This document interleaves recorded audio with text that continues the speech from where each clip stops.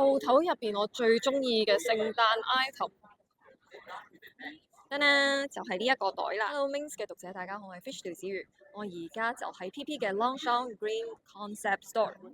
我自己咧就係好中意聖誕綠嘅，我自己嘅聖誕綠我覺得咧就係 Heritage Green，佢就係一種比較沉穩啲、墨綠色啲嘅顏色，係接近聖誕樹嘅嗰種顏色咯。因為我覺得呢種顏色俾我嘅感覺係比較優雅啦，同埋比較溫馨啲嘅顏色。鋪頭入邊我最中意嘅聖誕 item，噔噔就係呢一個袋啦。咁除咗係我手上嘅呢個 Lavone 袋之外咧，我頭先其實我都見到呢一個小包包嘅。咁我自己咧都有時會帶一啲小包包會出門啦。